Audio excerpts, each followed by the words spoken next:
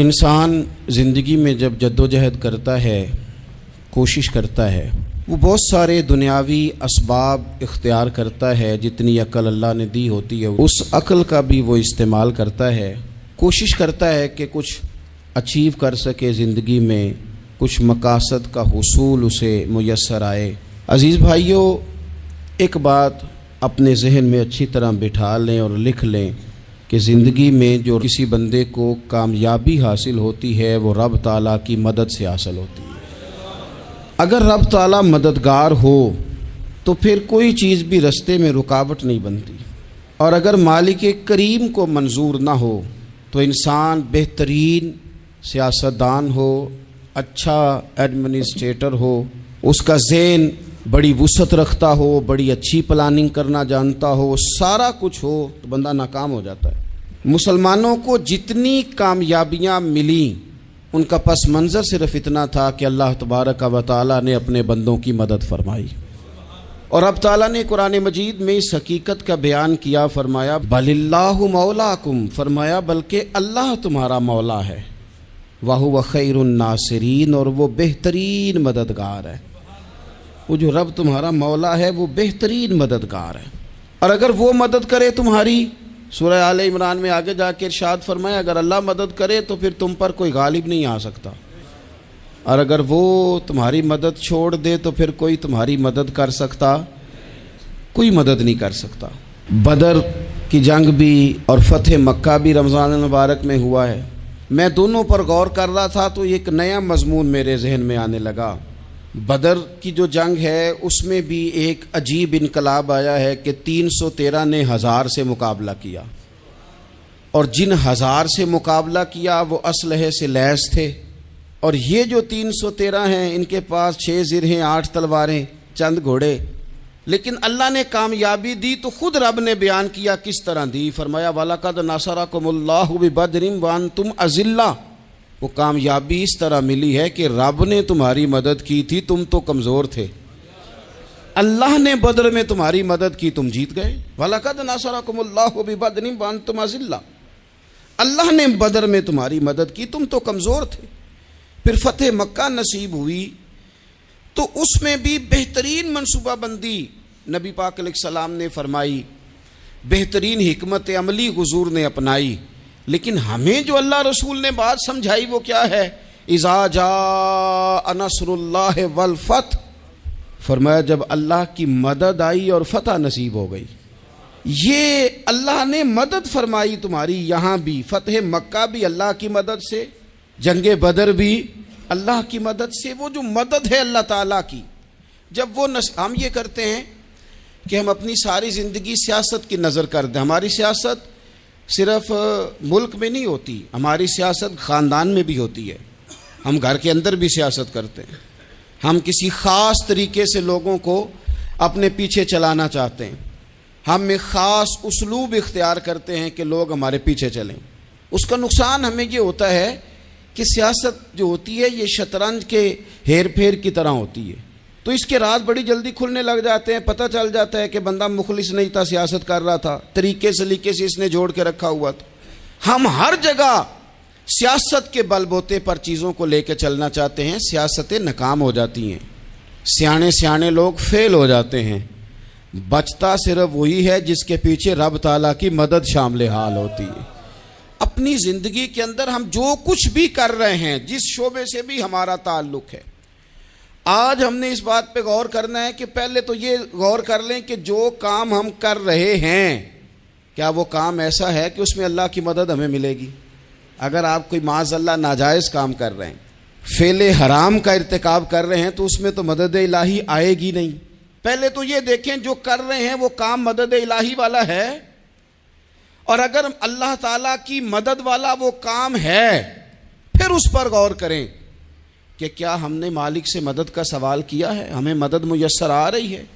وہ میں نے بزرگوں سے ایک بات سنی تھی، وہ بڑی یاد رہ گئی۔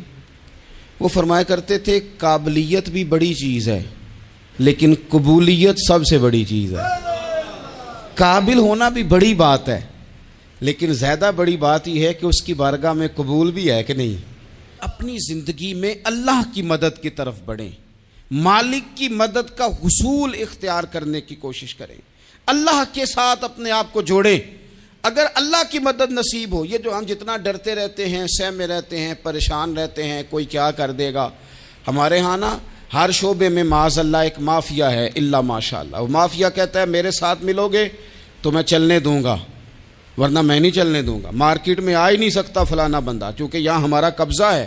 اور میرے بھائی پھر بہت سارے لوگ جن کی نیتیں اور ارادے بڑے اچھے ہوتے ہیں شروع میں، وہ بھی اس مافیا کا شکار ہو جاتے ہیں اور ان کے رنگ میں رنگ جاتے ہیں۔ یاد رکھنا، کسی شخص کی بلیک میلنگ کا کبھی شکار نہ ہونا، کبھی کسی کی میٹھی اور مسجع مکفہ باتوں کا شکار نہ ہونا۔ کوئی کیا کر سکتا ہے اگر اللہ مددگار ہو تو؟ جس کو رب کریم اٹھانا چاہے اسے کوئی گرا سکتا ہے؟ ہم یہ ڈرے ڈرے سہمے پریشان فیصلہ کرنے کی طاقت نہیں، مجھے چلنا چاہیے کہ نہیں، اٹھنا چاہیے کہ نہیں، کرنا چاہیے، اٹھ باندھ کمر کیوں ڈرتا ہے؟ پھر دیکھ خدا کیا کرتا ہے۔ حضرت عبداللہ ابن عباس فرماتے ہیں میرے نبی پاک علیہ السلام نے میری تربیت فرمائی، حضور نے میری تربیت فرمائی، اور محبوب پاک علیہ السلام نے فرمایا عبداللہ یاد رکھنا، یہ نوجوان دوست میری بات لکھ لیں، پریشان لوگ میری بات لکھ لیں، جن کے پاس قوت فیصلہ نہیں وہ اس بات کو لکھ لیں۔ حضرت عبداللہ ابن عباس فرماتے ہیں میرے نبی پاک علیہ السلام نے مجھ سے فرمایا تھا عبداللہ سن، اگر ساری دنیا مل کے تیرا کوئی نفع کرنا چاہے کر نہیں سکتی جب تک میرے رب کی رضا نہ ہو، اور فرمایا ساری دنیا مل کے تیرا کچھ بگاڑنا چاہے تو عبداللہ بگاڑ نہیں سکتی جب تک رب کریم کی حکمت کا تقاضا نہ ہو۔ لوگوں سے ڈرنا، لوگوں کی طرف دیکھنا، ماحول دیکھ کے اپنے راہ کا تعین کرنا، ہر بندے کے خیالات کے مطابق ڈھلنے کی کوشش کرنا، فلانا نہ ناراض ہو جائے، فلانا نہ ناراض ہو جائے، وہ جس نے ہونا ہو جائے، بس رب رسول ناراض نہ ہو۔ اپنی زندگی میں اپنے مالک کو مولا جان کے، بل اللہ مولاکم، اللہ تمہارا مولا ہے، وَهُوَ خَيْرُ النَّاصِرِينَ، وہ بہترین مددگار ہے۔ توجہ جب بھی کریں رب کی جانب کریں، اپنے دل کا قبلہ درست رکھیں، سوچوں کے زاویے سیدھے رکھیں۔ میرے بھائی مالک جب بندوبست کر دے نا، جب مالک بندوبست کر دے پھر ایسا بندوبست کرتا ہے کہ لوگوں کے پاس نا چارہ نہیں رہتا۔ حضرت مریم رضی اللہ تعالی عنہا پاک باز تھیں، مسجد میں رہی تھیں، پر مالک کی حکمت کے تقاضے بڑے عجیب ہیں نا۔ پھر جناب مریم کو اللہ تعالیٰ نے بغیر شوہر کے اولاد عطا کر دی۔ یہ بات ہی ایسی تھی، وہ کسی نے کہا تھا کہ مخلوق تو فنکار ہے اس درجہ کے پل بھر میں سنگے در کعبہ سے بھی اصنام تراشے، تم کون ہو کیا چیز ہے داغ کبابی، لوگوں نے تو مریم پہ بھی الزام تراشے۔ تو لوگوں نے کہا کدھر سے لے آئی بچہ، تیرا باپ تو ایسا نہیں تھا، کہاں سے لے آئی؟ اللہ کرے میں آپ کو سمجھا سکوں، ذرا اپنے آپ کو وہاں کھڑا کریں کہ ایک پاک باز عورت، پاک باپ کی بیٹی، طیب ماں کی بیٹی، اور اللہ کے گھر میں پرورش پانے والی خاتون، ایک وہ وقت اور ایک یہ وقت کہ اس عورت کو کٹہرے میں کھڑا کر کے پوچھا جا رہا ہے کہ معاذ اللہ تیری گود میں بچہ جائز نہیں ہے، کہاں سے لائی ہے؟ اب خود سے صفائیاں بندہ کتنی کو دے، کتنی کو وضاحتیں کرے۔ اور میں نے تو اپنی زندگی میں دیکھا ہے زیادہ وضاحت دینے والے کو بھی لوگ جھوٹا سمجھنے لگ جاتے ہیں، زیادہ وضاحت دینے پر بھی لوگ کمزوری کا اظہار سمجھتے ہیں کہ کمزور پڑ گیا۔ آپ صلح کی کوشش کرتے ہیں، سامنے والا بزدل سمجھ لیتا ہے، زیادہ وضاحتیں بھی کمزور کر دیتی ہیں۔ اب حضرت مریم کو کٹہرے میں کھڑا کر کے کہا بچہ کس کا ہے؟ تو پھر خدا بندوبست جب کرے، اللہ جب مددگار ہو، تو پھر حضرت مریم کی گواہی درختوں سے نہیں دلوائی، اس نے پتوں سے نہیں دلوائی، پھر فرشتے نہیں بھیجے۔ حضرت مریم کہنے لگی مجھ سے نہ پوچھو، وہ جو پنگوڑے میں ہے اسی سے پوچھ لو، ان سے پوچھو نا، وہ کون ہے پوچھ لو، ان سے کر لو سوال۔ انہوں نے کہا پنگوڑے میں چند دنوں کا بچہ، یہ جواب دے گا؟ مددگار تھا رب، ان کی برات کا اعلان کرنا تھا مالک نے، اور جب مالک اعلان کر دے، جب مالک تیری صفائی دینا چاہے، جب مالک تجھے دنیا کے سامنے نکھارنا چاہے، تو पंगूड़े में लेटे हजरत ईसा बोल के कहने लगे इन्नी अब्दुल्ला आतानी अल किताबा, फरमाया मैं अल्लाह का बंदा हूं, रब ने मुझे किताब अता करके नबी बना के दुनिया में भेजा है।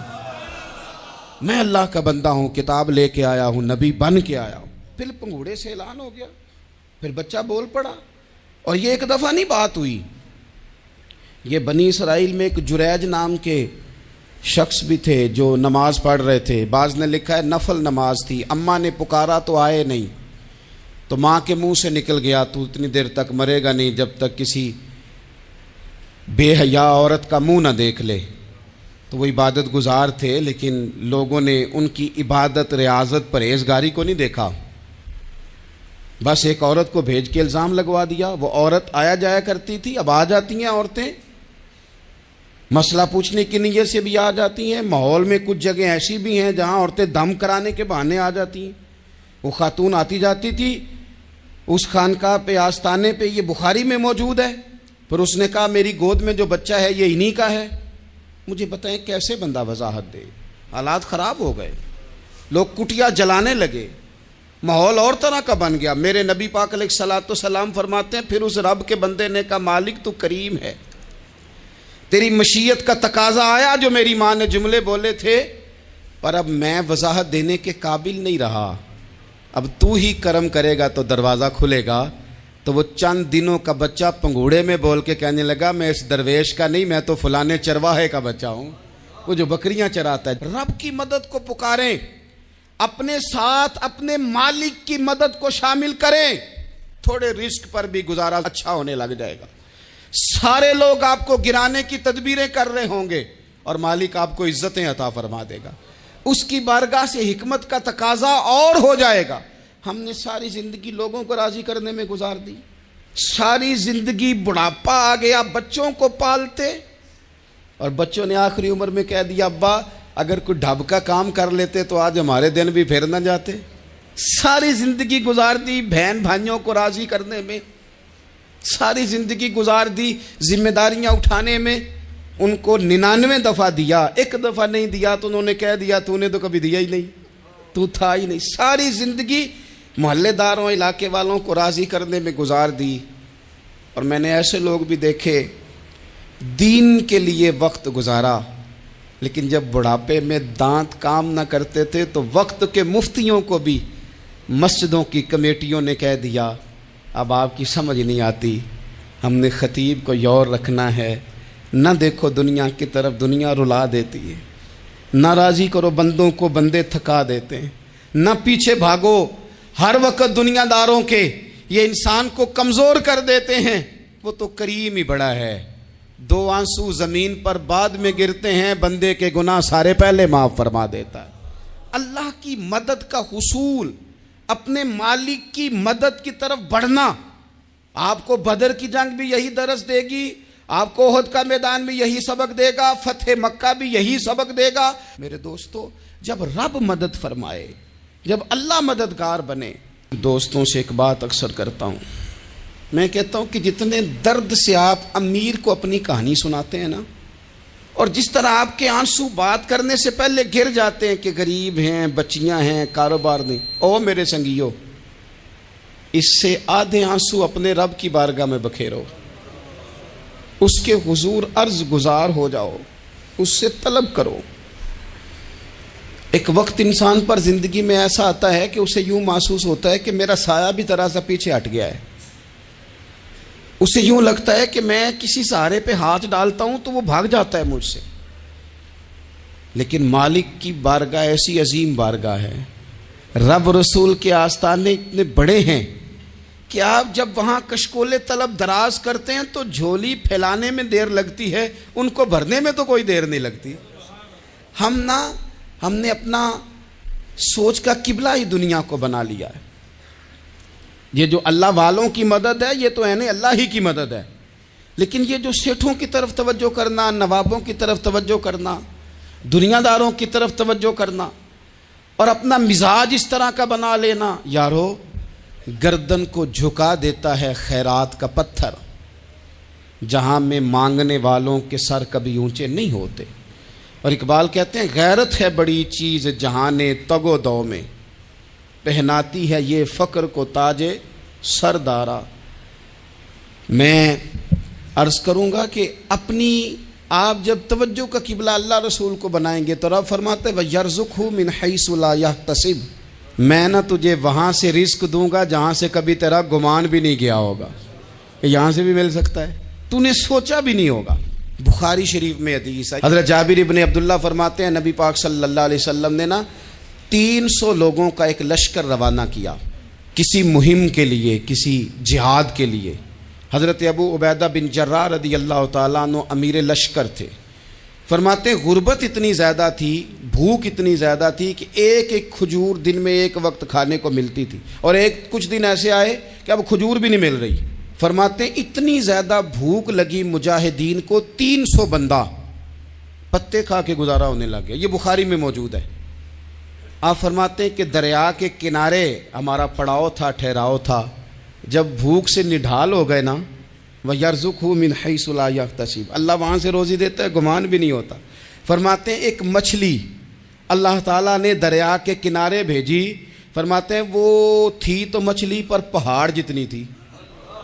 بخاری میں لفظ ہیں، حضرت جابر ابن عبداللہ رضی اللہ تعالیٰ عنہ فرماتے ہیں 300 آدمی 18 دن تک اس مچھلی کو کھاتے رہے، مچھلی ختم ہی نہیں ہوئی۔ مچھلیاں نہیں، مچھلی کہتے ہیں 18 دن 300 بندہ کھاتا رہا، مچھلی ختم ہی نہیں ہوئی۔ اور فرماتے ہیں کہ اس کی ہڈی نکال کے، کانٹا کہیں گے آپ اپنی زبان میں، کہتے ہیں وہ نکال کے نا تو اس کو کھڑا کیا نا جب، تو اونٹ کجاوے سمیت اس کے بیچ سے گزر جاتا تھا، 2 اس کے کانٹے جوڑے۔ فرماتے ہیں وہ اس کا گوشت ہم کھاتے تھے اور اس کی چربی بطور تیل کے ہم جسموں پہ ملتے تھے، بیماروں کو اس سے سکون آتا تھا، تندرستی شفا ہوتی تھی۔ فرماتے ہیں ہم کھایا بھی ہم نے، اور کچھ لے کے ہم مدینے بھی گئے، اور قربان جائیں نبی پاک نے بھی اس میں سے کھایا۔ ہم نے عرض کی حضور یہ معمہ کیا ہے، یہ ماجرا کیا ہے؟ تو محبوب نے فرمایا تمہارے پاس غذا نہیں تھی، رب نے تمہارے لیے بندوبست کیا ہے، اللہ نے تمہیں دیا ہے۔ مکان شروع کر لیا ایک صاحب نے، وہ مکان بنانے لگے، آپ وہ حساب لگا رہے ہیں، کہتے ہیں میرے پاس اتنے پیسے ہیں، اتنے میں نے فلانے دوست سے کہنا ہے اس نے دے دینے، اتنے فلانے رشتہ دار سے کہنا ہے اس نے دے دینے، اتنے فلانے سے کہنا ہے اس نے دے دینے۔ یہ ساری کاپی بنا کے مکان شروع کر لیا۔ جو روز کہتا تھا نا کوئی حکم ہو جاتے 10، سب سے پہلے اس کو کہا میاں پیسے چاہیے دن، وہ کہندا ہو کل ہی منڈا ٹوریا ہے، کہتے تو پرسوں 10 داتے لب جانے سن۔ میں آپ کو اپنے تجربے کی بات بتا رہا ہوں۔